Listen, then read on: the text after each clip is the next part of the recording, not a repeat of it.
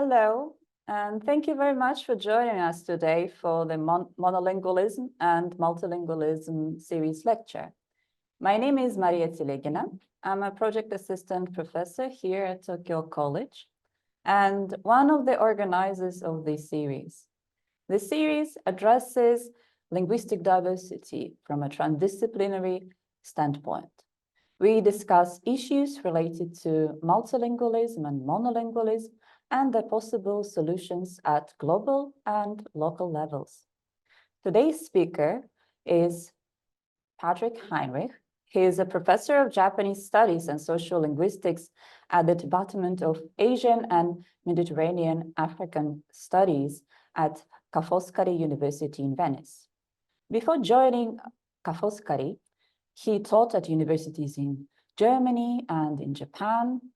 His research interests focus on societal multilingualism, language endangerment, and communication in the city. Recently edited works include Decolonizing Methodologies in Japan, Ryukyuan Perspectives for Language Education, and the Routledge Handbook of Japanese Social Linguistics. He is currently co-editing a book on ideologies of communication in Japan. Today's lecture by Professor HEINRICH is on multilingualism in Japan, transformational changes. And now to the main parts of the event. Professor HEINRICH, the floor is yours. Thank you very much. Thank you very much for your kind invitation. It's a pleasure to be here and to share some ideas about multilingualism. I will be reporting today on work in progress that I hope is inspiring for many of the viewers and those who follow this series. So the title is Multilingualism in Japan, Transformational Changes, and I will wrap up what I mean by that at the end of this lecture. There is an important point that we need to address when starting. That is that we are at a new stage of researching multilingualism in Japan. For many years, and including many years in my own career, the main attention was focused on debunking the myth that Japan is a monolingual nation, to show that there are languages there, whether they are migrant languages, indigenous language, Japanese minority languages. And that was a large part of the work we did. We've moved on, fortunately, to something which is more contemporary and also meaningful for contemporary social linguistics.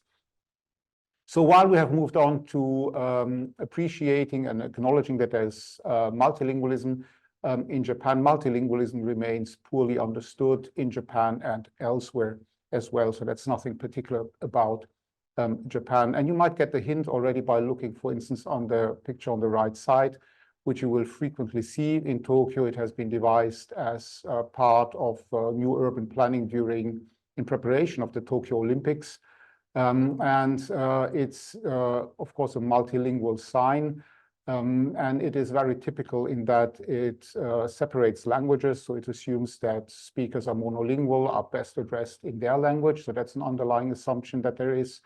And another assumption is, of course, that there's a hierarchization. So languages are more important than others, such as Japanese than English and so on. But you see that it's poorly understood because this is for the visually impaired, right? If you're visually impaired, you know, it's not that Japanese people have a better view than, let's say, somebody who's visually impaired and is an Italian speaker. So this is like underlying assumption which basically make this sign totally unfunctional. So it is useless. It is static multilingualism. It looks good. It acknowledges diversity, but it does not function. It does not fulfill its task. So if we want to understand multilingualism in contemporary society, we obviously need to think a bit about how to approach the topic. We've seen various changes in social linguistics, and they are due to three reasons. The first one of which is technological changes. So we're able to do research we were not able to do before. recording and documenting things. At the same time, we have, like, of course, research insights. Social linguistics has been around for more than half a century. So we understand the connection between language and society much better than decades ago. And the third and most important thing is that societies have changed. So the instruments that we applied in the 60s or 70s very often no longer function. The main shift that underlie contemporary social linguistics are that we have shifted from community to individuals. So research today is very much micro-contextualized. For instance, if we look at registers, which is an important aspect of social linguistics, we used to define it as the sum of all varieties in a speech community. We usually no longer do that, but we understand that individuals have specific trajectories, that they pick up bits and pieces of language along their way.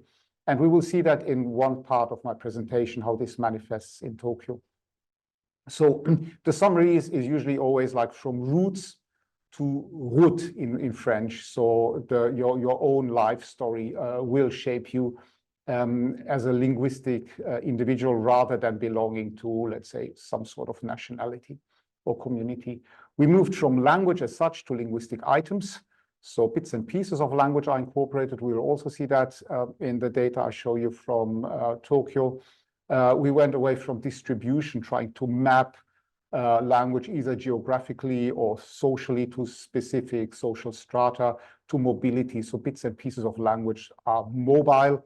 We moved from geography to say, for instance, in northern Tokyo, we find this variant to space. So space is something being constructed by human interaction, by practices, by ideas about the space, and also by the physical aspects of space itself. So we will also see some of that. And we went from relational models of language to society to our dialectic models. So these are the famous three waves of linguistic variation that we used to think initially in social linguistics that, for instance, I as a middle-aged or older male would speak in a specific way, as if maleness and ageness would translate into language. We then changed that and turned it on its head in the second wave and said, okay, we construct maleness and age or profession, and we use language accordingly. And in the third and current wave, we see that as a dialectical relationship. So we are exposed to specific resources in specific situation, which we use accordingly to get things done linguistically. So these are the major changes that inform contemporary social linguistics, and below you would find some important work which explain these things. And my research is based in these epistemologies that I briefly presented here. Let us first have a look at multilingualism in public space. I will present two cases of my ongoing research. One is language use in public space in Tokyo, and the other is language and well-being in the Ryukyu Islands, where we find indigenous minority languages. So I've been conducting research not far from Tokyo College, just a kilometer or less to the east of the campus here, in a shopping street or street market called Ameya-Yokochō or Ameya-Yokochō in general. And we find here already in these various snapshots that I took already, many of the things that I've already mentioned. You see, for instance, the mobility of linguistic items in the crabs, I think we see product of China. So you see that these boxes come in and out from various places. They use English. They use specific items like product of and country names. And these then form what I call spatial repertoires. So repertoires, linguistic items that are widely shared and known in the specific space, but already not known if you step outside of the market. You also see these spatial repertoires in repetitive things like tax-free or welcome to Japan, which are known to everyone. So even if you would say many people who work there or who populate this specific place might not be very proficient speakers of English, they're all exposed to these words, and that it makes part of their spatial repertoire. You also see like how linguistic items enter the language, Eigo jika no go anai, if you look at that, you see that open close has become part of Japanese, right? There is no Japanese equivalent to that thing. It's just, it's not even code switching. So open close can be considered elements of Japanese language here. So separating languages is something that we used to do in the past. If we really depart from what we find on the ground empirically, you will see that languages as such are, as analytical units are limited. You can also find what has sometimes been called the cameo appearance of English in Japanese, which is something very particular, that there are so many loan words in Japanese. People say like 10 to 20% in spoken interaction draws on loan words. And you see that on the picture on the right, where you see that accessories, fashion, and so on are all loan words in Japanese. So you find it both in English, in Romaji spelling, and in katakana spelling. And what we often see in these public spaces is that these loan words are then de-loaned again, so that people have access to these words when they try to interact in what I call emergency lingua franca, when they're forced to speak English because visitors don't speak Japanese. You also find that the linguistic landscape is very interesting, and that a sign like no discount or nezake kosho kotowari shimasu is interesting both on a micro level. That means that some individual has written this sign, obviously is able to write English, Chinese, and Japanese. It's indicative of the languages that are known and used in such a public space. But it also gives us insight about norms and expectations that exist in public space and the role that language plays in maintaining them. So anybody making up that sign is placed in a stream of time, in that that person, whom of course I don't know, has observed behavior which is not appreciated in a specific public space. Namely, negotiation of prices is not appreciated. So if you are a visitor to Ameya-Yokochō and you think, oh, this is a colorful Asian street market, and you think now I go and negotiate in a very nice, vividly way, well, that's not how things are done in Tokyo, in Ueno. So there's violations of these expectations, and these expectations are social. So we've moved from the individual to the social here. Differences which we used to call micro and macro, and now we refer to in scales in contemporary social linguistics. So we moved up the scales. And you see that that makes this sign representative and not just an individual act of somebody. So there's violation of societal norms in the negotiation of prices. Somebody thinks how to interfere in it and brings up this sign in 3 languages, believing that these are the languages that will communicate these norms in the expectations that people will adapt their norms. So language plays an important role in aligning people to societal norms. And all of that makes this public space very, very interesting. Of course, linguistic landscape has become, for good reasons, a major and mainstream tool of social linguistic investigation in urban settings. More recent and equally interesting are investigation into the urban soundscapes. And I want to share some of the things that I've collected here, some of my data here. What I found interesting in my research in Ameya-Yokochō is that there is various types of language used there, various types of interaction. And one which is called, which I call the traditional Ameya-Yokochō style, which is probably the oldest, runs as follows. So this is somebody selling T-shirt in Ameya-Yokochō, and he says the following: Sa dore demo o yasuke kairechao desu yo. Sa kochira no T-shirts 850 yen de kachaimasu. Sa dozo. Sa dore demo o yasuke narimasu yo. So you'd find out that this is very lively. He shouts it out, long vowels. There's like interjections which invite to be interactive, like sa. You also see like yasuke instead of yasuko, which has an shitamachi ben ring. So that person enregisters by speaking in that way as a local person, as an edoko. Edoko are known to be like engaging, vivid, a bit louder, familiar, not complicated to deal with. So what we have here at hand is not a particular way of speaking, but we have a particular way of interaction that is proposed by this kind of language. So what we have here is by him enregistering as edoko, he plays a role, namely as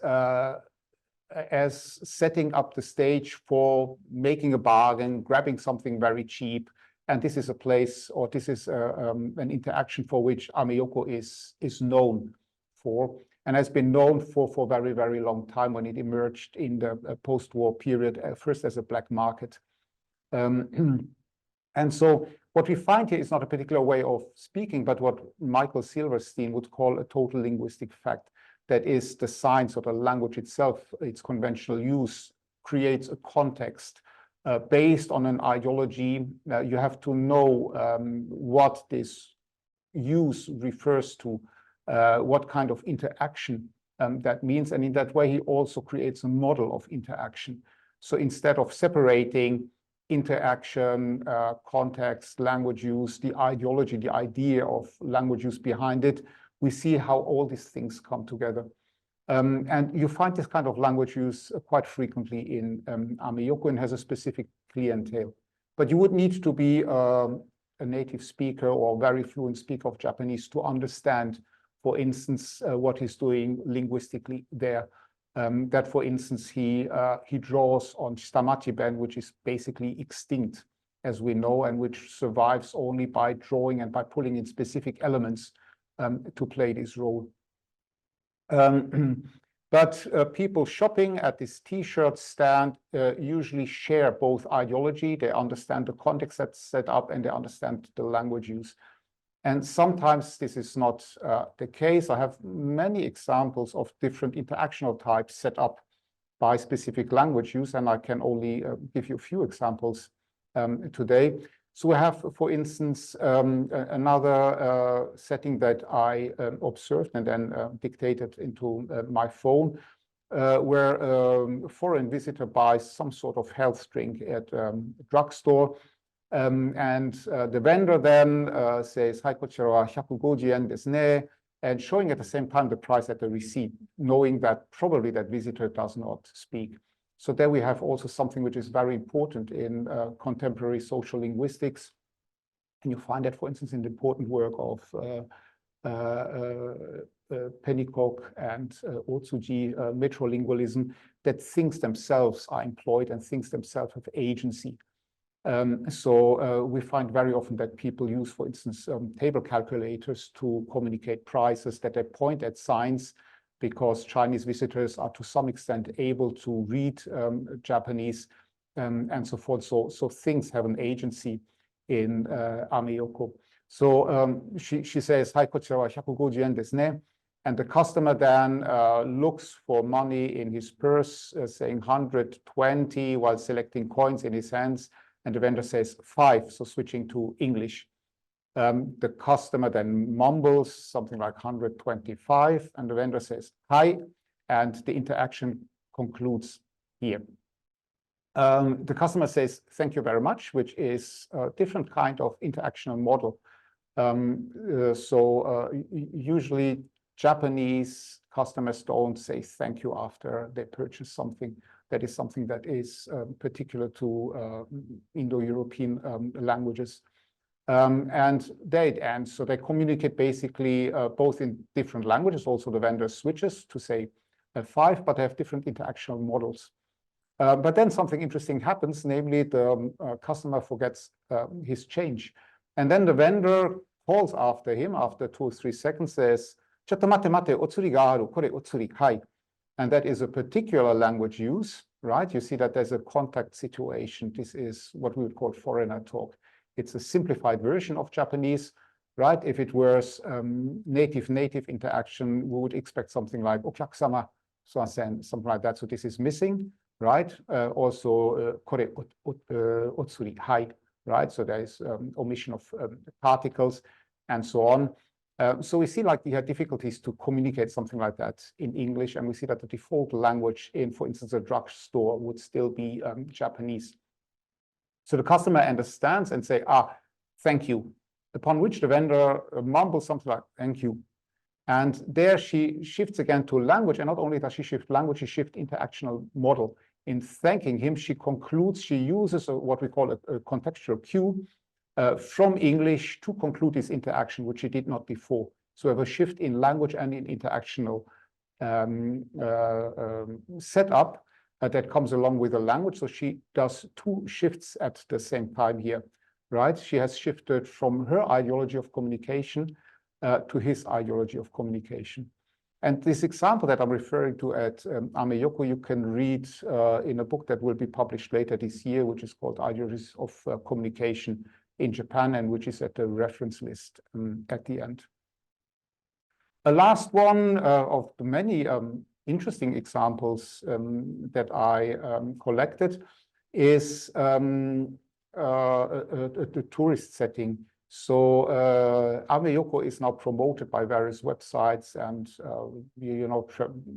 travel books, travel guides as a major place to visit when you are in Tokyo. I think it's the top 12th most visited place for tourists, of which there are many in Tokyo. And it's promoted as a very vivid street market where you can grab something cheap and it's fun and so on. And I observe middle-aged, I assume American man with his wife and two children. And they do what tourists do. They stroll down Ameya-Yokochō, which is like about 500 meters long, purchasing a few things along the way. And so here he stops at the fruit vendor, of which there are many, and purchases some strawberries. So there's like white and pink and red strawberries, which are very popular item to be purchased there. And he uses what I assume is like bits and pieces of tourist Japanese that he prepared and learned for his trip. So he goes to the stand and says, "Sumimasen." And then, since his Japanese is limited, he then points to the plastic cup filled with strawberries on which there is the price tag. And after paying, he bows and he says, "Arigato."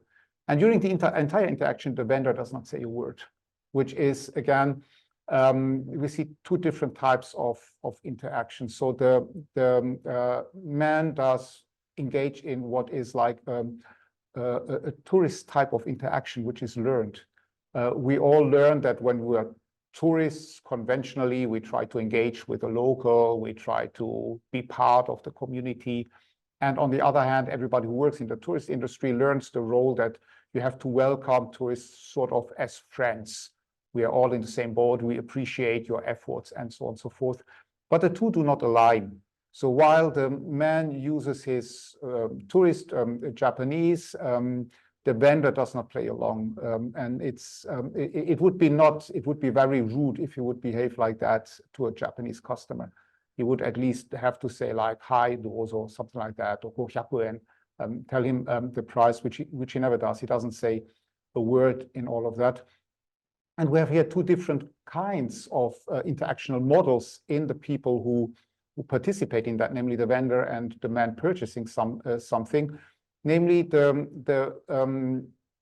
vendor of the strawberries just sells strawberries. That's his profession. He sells strawberries to people doing that, whereas the tourist, it's not only the strawberries are commodity to be purchased, but the encounter with the Japanese vendor is part of the commodity as well, part of the tourist experience, and the vendor refuses to participate in that, or he is not able to participate in that. We don't know that, right? So he doesn't align in that. And we see that happening a lot. We also see people refusing to talk at all to foreign tourists. And it can be interpreted in many ways. One explanation for that is also what we call civic inattentiveness, which is a concept by Goffman, who says that in particular, if you live in cities, we are confronted with so many things that we have to learn to ignore them. So learning to ignore things that, you know, you're not able to participate, or things that are unpleasant. So riding packed trains, for instance, requires civic attentiveness. And I think we see a lot of civic inattentiveness also in Ameya-Yokochō. And it doesn't come across as hostile. It's not that people get upset and say, oh, that was an unfriendly vendor. People understand that people are sometimes overwhelmed with the task at hand, and that they react in that way as a protective mechanism so that we can all get along without conflict. So these are some of the findings that I had. I choose Ameya-Yokochō for two reasons, one of which because it is, of course, a contact zone and one does find multilingualism there. But I also study language just across the street, namely at Ueno Keisei Station. And I do that for a specific reason, namely Ameya-Yokochō is what we call a place, whereas Ueno Keisei Station is what we call a non-place. Non-places is where nobody lives, where nobody goes to stay there. It's a place of transition. So it visitors or people who frequent it leave no mark of identity there, right? So airports are non-places, hotels are non-places, train stations are non-places. And I'm interested whether there are differences in how people interact in non-places and places. And as you know, those who know Tokyo, you just have to cross the street from Ueno Keisei Station to Ameya-Yokochō. It's 100 meters apart, and we find very, very different language use. And this is important because I said at the start that we want to look at situated, contextualized language use, right? We don't want to talk about community or, you know, or in Japan, language is used in that specific way. We find, for instance, that in customer encounters, people at Ueno Keisei Station always first use Japanese, despite the fact that the majority of people who go, for instance, to buy the train ticket at the ticket vendor are unable to use the machine. That is, they don't speak Japanese. But they're addressed first in Japanese because first there's an attempt to create a relation customer and service provider, and people are only able to do that in Japanese. And it would be rude to do otherwise. And once they find out they have communication troubles, then they shift to what I call emergency lingua franca. That is usually English that is learned informally on the job. So there's like what I call a spatial repertoire. So everybody picks up the words and phrases that are important for this interaction. At the same time, there's an unease of language use that one sees. Nobody's comfortable in talking in that way. And here we have such an example of emergency lingua franca, where a customer wants to rent bicycles. You can rent bicycles now in that station. And he asks, is it possible to rent a bicycle for 1 month? There is information in English written there for 1 day or up to 3 days, but not for 1 month. So it's not foreseen that somebody would rent a bicycle for 1 month. And the staff says 1 month, obviously not really understanding it. And so the customer rephrases and says 30 days. And the staff says 30 days. 30 days, hi.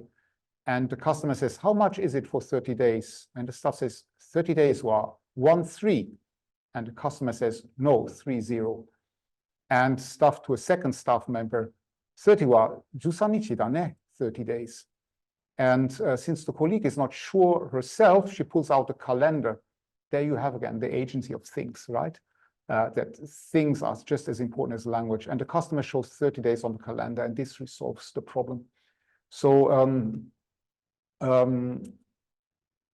watching at real language use, real multilingual use in a public space is very, very insightful, because we find so much interesting things in like very mundane interaction, which we would not notice unless we really fine-tune our attention to what is going on there. And I found it very rewarding to study multilingualism in Japan in this way. So we find here translanguaging, of course, we find the agency of things, the use of the calendar, and probably like a language use I'm interested in that is maybe something that we find commonly in non-places in Japan. So I'd be very interested in expanding research, you know, to other places. Just to make sure that everybody understood non-places, places, if you record just the sounds of Ameya-Yokochō, which I also did, something we call sound walks, you'd find out that it sounds very particular. It's very noisy because there's trains passing there all the time. So that requires people shouting there to draw attention. And I think everybody who knows Tokyo, if I would play these specific sounds without saying where it is, lots of people guess, that sounds like Ameya-Yokochō. Whereas I also recorded Ueno Keisei station, and you hear sounds which are typical of stations, right? There's like the chiming of ticket gates, and there's vending machines talking, and so on and so forth, and warnings of steps, recorded warnings. People would not be able, nobody would be able to say, oh, this is Ueno Keisei station. They would just say, this is any station, could be anywhere. So that makes it a non-place. Okay, and conversation in non-places and places differ, even if they're just apart. So we should be careful. We cannot, on the data that I have is just about the specific settings. It's not about Tokyo. It's not about Japan, right? So this is an important insight, and it's exciting as well. Okay, some quick summary before I quickly move on to something else about urban language ecologies. So we see cities are places where strangers meet, and that brings a range of problems, and people solve these problems. Living in the city requires everyone to get along. So that makes cities particularly interesting for social linguistics, because you are living in a city means that you can at any time be confronted with a new situation. It requires a flexibility and a tolerance that is particular to city dwellers. And everybody living in a city will have to learn this tolerance and this flexibility regardless of the language that they speak. What I also find is that urban space is palimpsests. That is, we have different kinds of language use and interactional models, and they have evolved historically, but they coexist at the same time. It's not that if you go to Ameya-Yokochō that everybody goes to the same places. So there are the locals who buy their tea there. There are migrants who buy their spices there. There are tourists who buy their strawberries there. There are students who fetch a cheap t-shirt there, and they don't really mingle. It's not that the students go and buy tea and so on and so forth. So it's layered. So that's very, very interesting as well. We find that the language ecology looks very different if you just cross the street. So Tokyo itself is very, very diverse in the linguistic makeup and the kinds of interaction that we find. And the main point is that cities are a great place to undo methodological nationalism, that is treating Japan as if it was an analytical unit, right? In that case, like it is not.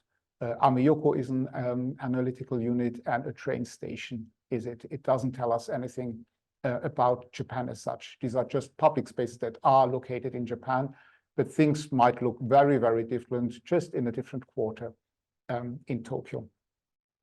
So let's move on to the second talk. I'll probably have to be a bit quicker here. Multilingualism and well-being is another topic that I'm currently researching. I'm doing that in the Ryukyu Islands. And you see me here promoting participation for a questionnaire on language and well-being. So this is in Setouchi in Amami, which is part of Kagoshima Prefecture, but it's part of the Ryukyun cultural sphere. And I've done 3 questionnaires altogether. Today we'll be reporting about one conducted in Yomitan village on Okinawa Island. The question is, why language and well-being? Well-being, of course, is a very popular discipline that is usually studied in philosophy, in economics, and in sociology. These studies have found out that there are various things that affect well-being and various things that do not affect well-being. We all tend to be born with a specific level of well-being, and it changes actually very little in our lives. So we usually bounce back from unhappy events or from happy events. You see on the left a very famous chart which shows that money doesn't make you happy, right? You see two curves, namely the growth of the gross domestic capital over various years. And then you see the self-reported happiness, and you see that it stays the same.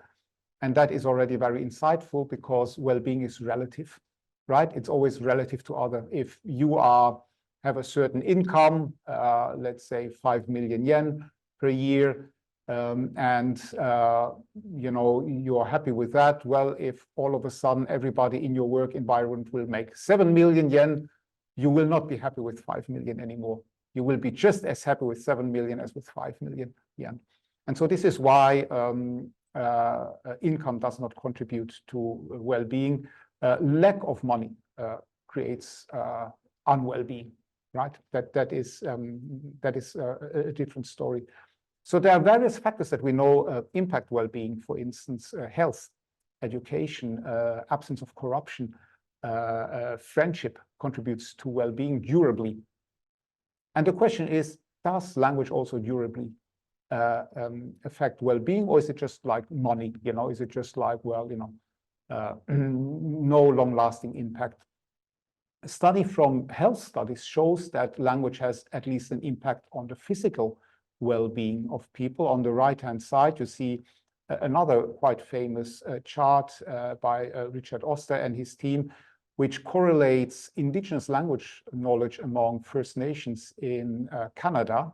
So this is an endangered language community, and it finds that those who know the language are less prone to develop diabetes.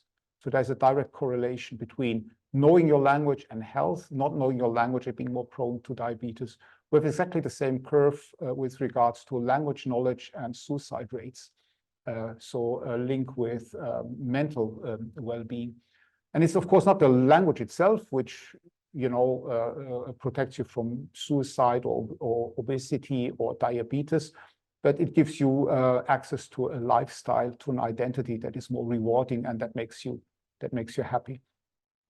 So these kind of things triggered my interest, and I wanted to know, is there a correlation between language and well-being in the Ryukyus? This is the population pyramid of the Ryukyu Islands.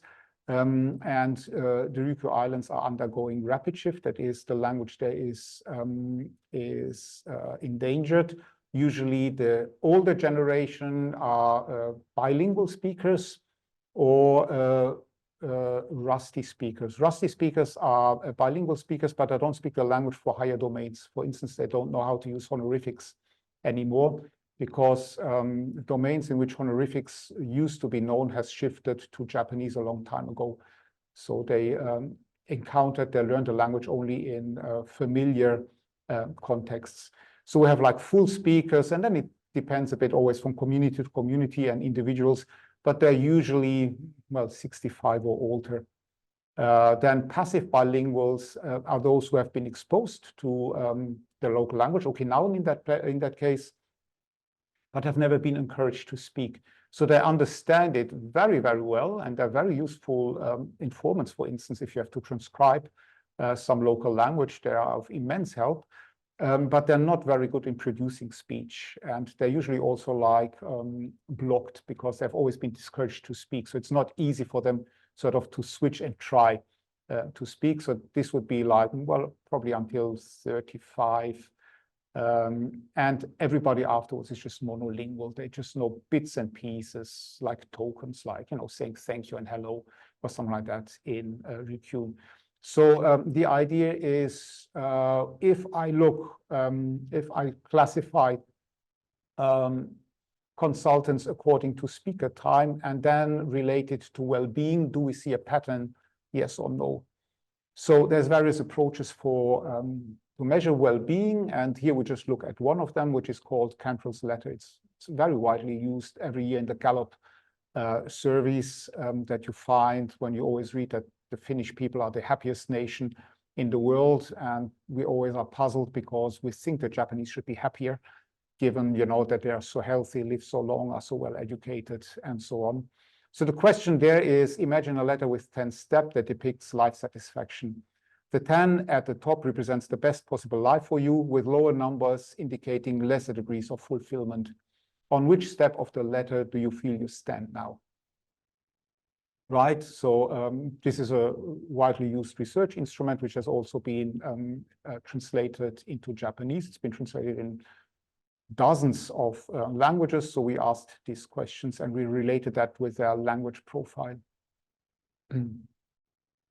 So the survey we took, so I did 3 altogether, the one in Amami-Oshima, the one in Yomitan, and one among new speakers. These are people who learned or reclaimed their ancestral language as adults. So we collected data in 2022, and we have sets of 1,374 people. I collaborated there with Yomitan Village, with the educational board, in particular with Seira Machida there. Also, Yumiko Ohara from the University of Hawaii assisted me. And then 2 researchers from Kafoskari assisted me as well with data input and cleaning here. So it's not my own work, but part of a team. Let's just look at one of the questions where we look at their profile. We have many questions of that. So I speak Shima Kutuba, right? So the local variety of Okinawan in everyday conversation. If we take those who say, I agree, I strongly agree, we can say, okay, these are the speakers. Those who somewhat agree, neither agree or disagree, somewhat disagree, say probably these are the passive bilinguals, and those who disagree, strongly disagree, are like the monolingual. And we asked several sets of these questions to make sure that we can classify them into these 3 categories. So active bilingual, passive bilingual, monolingual. So, and this then, of course, would be the independent variable, and the dependent variable would be, you know, how happy are they? So this is the result of Campbell's letter survey in Yomitan. The average there is 6.2, which is pretty good because Japanese in average is 6.0. So Yomitan is a happy village. I'm glad to report. And now if we cross these 2 things, we find that Okinawan speakers indeed are happier than the passive bilinguals and the monolinguals. So they report a happiness of 6.7 almost. Then passive bilingual monolinguals are pretty similar. And that raises a bunch of questions, which, you know, are very complicated. I'm working on it right now and hope to report in the future. What we find below is the chi-square rate. So you see that with Okinawan speakers, we have a pretty good rate of probability, but not with passive bilinguals and monolinguals. So we have to look here probably into moderating variables to better understand it. Or maybe also passive bilingual or monolingual is not a very good category. So we're still looking into the data for that. We also looked at mediators, that is, we see that there's a direct relation, right, in the first slide, but maybe language contributes to something, and that something contributes to well-being. And so we asked several questions on that, including, you know, language attitudes, where we would ask something like, you know, local language is an important resource of my life. And we'd always had like 4 or 5 questions on each of these items. Identity, right? Like having grown up in Yomitan has shaped my identity or something like that, or has contributed to who I am. Social capital, that is, you know, something like I know my neighbors well, I trust my neighbors, we share the same values. Decolonization, whether they were aware that, you know, Ryukyuan language and culture is very distinct from mainland Japanese one, and aspiration for social mobility. Decolonization and social mobility, you know, we don't find any important or strong correlations there. But that's just how social linguistics works, right? We first have an idea, we go after it, we speculate it, then we collect data, and then we say, here, yes, there, no. So social linguistics is both speculative, empirical. And you see here very quickly that there is indeed a correlation again. So the full speakers have, you know, very positive attitudes. Here it's not like the Cantrell's letter 1 to 10, but 1 to 7. So this is 7 scale, Likert scale. So you would see that, you know, they score always higher than the passive bilinguals, than the monolinguals. They are both on language attitudes, identity, and social capital. The number in brackets that you find behind is always the difference between the speaker types. So these are, you know, quite robust findings that we find that speakers have more positive attitudes. They connect better to language, to their identity, to living there. It makes their life more meaningful there. Whether if you don't have the language, this connection is weaker, more fleeting. You might also not get as much out of living in Yomitan as the full speakers do. And then if we go from the mediators, namely from identity, attitude, social capital, mobility, decolonization, back to well-being, we find that identity is particularly strong. So if you strongly identify with living in Yomitan and with society there, you are prone to be to report higher rates of well-being. So there is a pattern here as well. So it turns out that the triangle of the language you speak has an impact on your identity has an impact on well-being, is an important finding. And we're still in the process of analyzing data. So we collected a lot of data, also partly because I did that the first time, so I was a bit of inexperienced.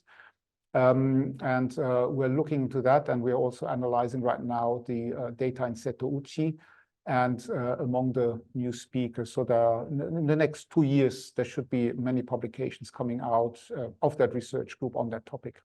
Okay, I'm coming to an end. So what do we find there if we look at language and well-being? We find, yes, there's a correlation between speaker type and bilingualism, but it is statistically not very robust when it comes to monolinguals and passive bilinguals. There's also correlation between degree of bilingualism and language attitude, social capital, identity. It's not always robust, but very often. We have to ask ourselves whether passive bilingual is a valid or good analytical category, whether it's too broad, whether there are any moderating variables there. That we have to look into that, and there it's fortunate that we have so much data because we can actually try to find patterns. And something that I've thought of recently is maybe language as a resource is somehow limited as a metaphor, as a theory. So that's very common now to think of language as a resource, but resource is also something that you think can be applied to do better, to be accumulated and so on. Maybe it's more like a quality of something, the quality of the experience that we should look into that. And so this is something for future surveys. So this survey is just a pilot survey that I've conducted because I want to establish a larger project on language and well-being. And I'm just trying to find out what works and what doesn't work. So I'm also a bit doubtful about resource as such, and maybe more like experience, quality of experience, emotions maybe is something that could feature in a new project. To summarize my talk today, and I'm aware I talked too much. Let us look at a definition of multilingualism. Florian Pulmers, in his book on multilingualism from 2018, fortunately asked 20 colleagues to provide a definition of multilingualism, which is very, very interesting. I particularly like the one of my friend Rika Lense-Salmi, who says multilingualism is often associated with a kind of parallel monolingualism, be it at the educated individual or society at large. So this is a bit the notion with which I started, where I said multilingualism very often is not well understood. It often ignores the creativity, the versatility, the real-life unboundedness of ordinary human interaction. And I hope I showed some of that in the data in Ueno that I showed. And I think that is the task of contemporary social linguistics, to go after that, after this real-life, unbounded, unexpected patterns that we find. Transformational change is something that comes from sustainability studies, but I became aware that it's also very similar to welfare linguistics as it's practiced in Japan, is very much engaged. So this is something that I wrote a few years ago. To maintain linguistic diversity, language ecologists must be transformed in a way that allows for the coexistence of dominant languages and minority languages. So one has to transform the ecologies in order to maintain it, not just change awareness about it. And I continue, such transformation requires an awareness of the limitations and consequences of the present hostile condition, a new appreciation of diversity that is currently not doing well, and developments of practices and institutions that support transformation by demonstrating its practicality and benefit. And I hope I showed some of that in my data with multilingualism and well-being in Yomitan. Here is a list of references in which you can look up a few things that I've talked about. Thank you very much for your attention. I hope it was insightful and interesting. Thank you very much for your lecture and for your time today. I'm also grateful to Tokyo College for giving us an opportunity to listen to, record, and share your lecture with our audience. And thanks to my colleagues who helped to organize it. Thank you and goodbye.